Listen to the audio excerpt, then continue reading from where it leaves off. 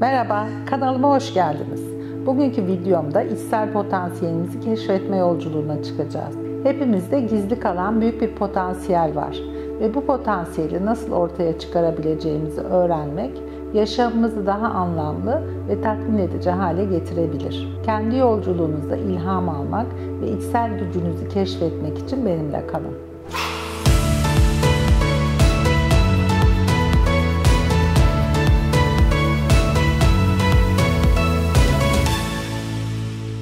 Charles Schulz, bir insanın en ağır yükü gerçekleştiremediği potansiyelidir demiş.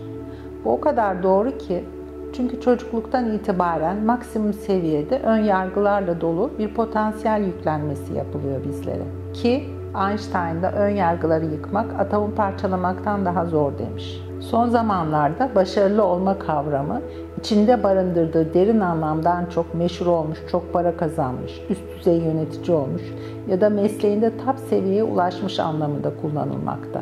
Ama bu insanlar bulundukları konuma rağmen kendilerini nasıl hissediyorlar? Esas konumuz bu.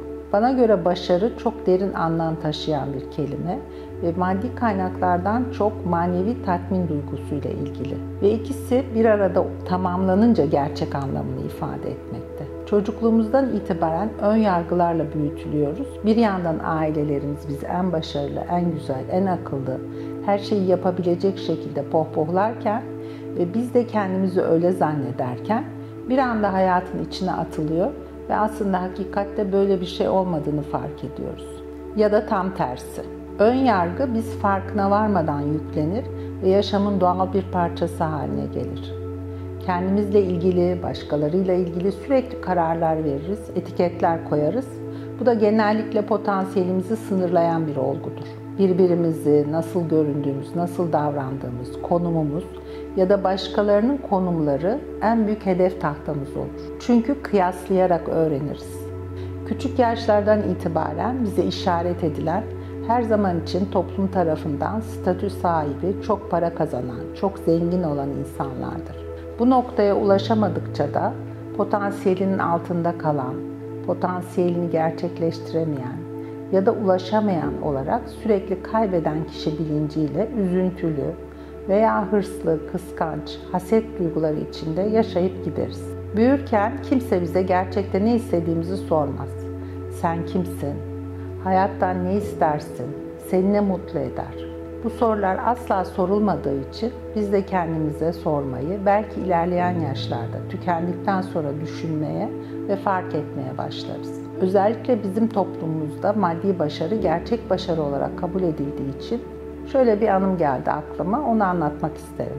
İngiltere'den gelmiş bir anaokulu öğretmeniyle sohbet ediyordum. Bana Türklerin çok garip olduğunu, çok farklı düşündüğünü söyledi. Nasıl yani diye sorduğumda, Türk veliler çocuklarını alırken ne yedi, terledi mi, arkadaşlarıyla kavga etti mi gibi sorular soruyor. Halbuki İngiltere'de veli sadece bugün mutlu muydu diyor. İşte tam da bu noktada demek istediğim daha da netleşiyor sanırım. Başarı maddi şeylerden çok manevi tatminle bütünleşince bir değer kazanır ve içsel potansiyelimize ulaşmamız daha kolay olur. Çünkü kendimizle ilgili A'dan Z'ye her şeyin kararı başkaları tarafından alındı ve bize bir paket olarak sunuldu. Biz de bunu kendimizmiş gibi alıp sahiplendik. Gerçek potansiyeli açığa çıkarmanın yolu bu paketin ne olduğunu tespit edip sahibine iade etmekten ve kendi hediyemizi kendimizin keşfinden geçer. 3 adımda kendi hediyeni açığa çıkarmaya başlayabilirsin. Birinci adım, çocukluktan itibaren potansiyelini sınırlayan ön yargı ne zaman ve kim tarafından sana yüklendi? Örnek verecek olursak, bu konulara kafası basmaz, o beceremez, doktor olursan çok para kazanırsın, sanatçı olup ne yapacaksın, bütün sanatçılar aç, düzgün bir işin olsun, sen onu hobi olarak yap gibi. İkinci adımda çocukluğumuzla bağ kuralım. En çok neyi yapmayı severdin? Seni ne mutlu ederdi? Yeteneklerin seni hangi yöne çekiyordu? Bunlar içsel potansiyelinin temelini oluşturan ana kaynaklar. Yetişkin halinle bunları açığa çıkaracak ortamlar yaratabilirsin.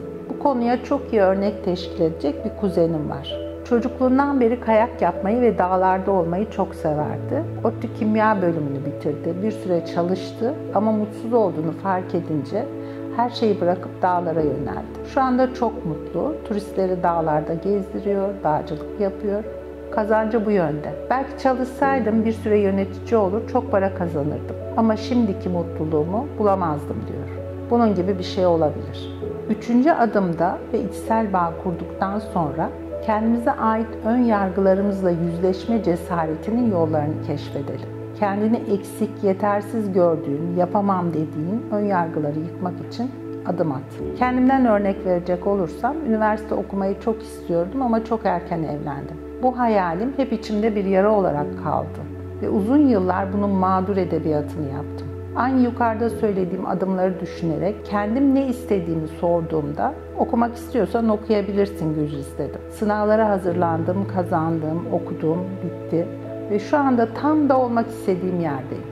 Yüksek lisans bile yaptım. Sizlerin örneklerinizi de merakla bekliyorum. Mutsuzluk bize yüklendi.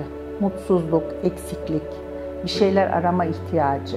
Bütün dünyada çığ gibi büyüyor. Herkes dışarıda bir şey arıyor. Elimizdekiyle şükretmeyi unuttuk. Hep daha fazlasına odaklanıyoruz. Olanı değil, olmayanı istiyoruz.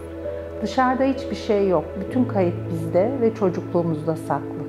Şikayet etmek yerine cesur olun, adım atın ve yılmayın derim. Yeni videolarımızdan haberdar olmak için abone olmayı ve bildirimleri açmayı unutmayın.